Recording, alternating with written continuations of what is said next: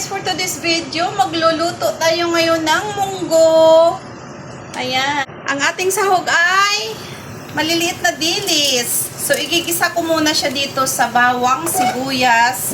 Kasi para, malasa siya. Parang, ayan kung sa Ilonggo pa, nagsanlag-sanlag pa. Tapos, saka ko ilagay ang ating kamatis. Ayan. Naglagay ako nito guys kasi naligo ako. So, ayaw ko yung mabuhaghag yung buhok ko tapos naaamoy ba. So, ito siya guys. May natira pang maliliit na dilis. Nilalagay ko siya sa freezer. Dito. Yan. Para pag nagluto ako sa susunod, meron na naman akong kukunin. Meron din akong mga tuyo dito. Ayan. Nilalagay ko siya sa freezer para hindi masira. So, ayan. Pwede na natin ilagay ang ating kamatis. Yan, halo-halo lang hanggang sa madurog yung kamatis. Ilalagay natin ang munggo. Medyo okay na. Lalagyan ko lang ng konting patis para pampalasa dahil wala tayong baboy. Tapos, isasahog natin tong cubes. Vegetables cubes yan So, ayan.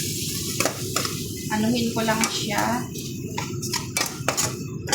So, dahil wala tayong mga karni na sinahog dito, masarap sana kasi pag pork, o hipon, wala tayo Kung ano lang meron, yun lang yung sinahog natin. So, ayan, lalagay na natin ang ating munggo. Wow! Napakalapot. Haluin lang. So, hayaan lang natin siya mga 10 minutes o 5 minutes na kumukulo-kulo. Saka natin ilagay ang ating gulay. So, habang kumukulo siya ng konti, lalagyan natin siya ng black pepper. Lalagyan natin siya ng pampalasa kasi may cubes naman siya. May patis. So, dinagdagan ko lang kasi pangdagdag lasa din yun dahil wala tayong pork na nilagay. Hintayin natin kumulo at gulay na lang. At syempre, kumukulong-kulo na yung ating munggo. Kanina pa yan Lagay na natin ang ating pechay. Ayan. Maganda kasi yung pechay pag sinahog mo, medyo nagka-crunchy sa bunganga mo. Especially yung ganito Para siyang tumutunog. Crunchy. Yun yung gusto ko sa pechay.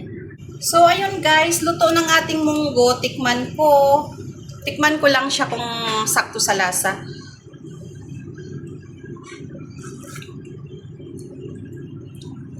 Tamang-tama.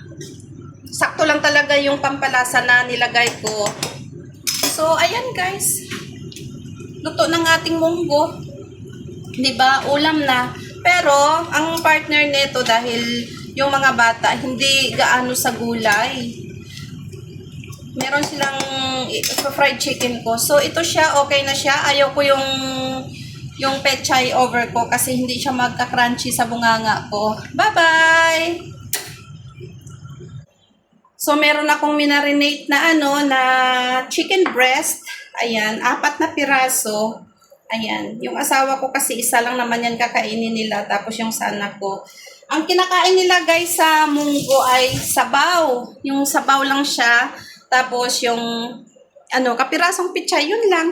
So, hanggang dito na lang ang ating video. Maraming salamat sa pagbabalik ng Reyna ng Kusina. Palaging absent sa pag-upload kasi nag-busy. So, bye-bye! Please like and subscribe for my small channel. Bye!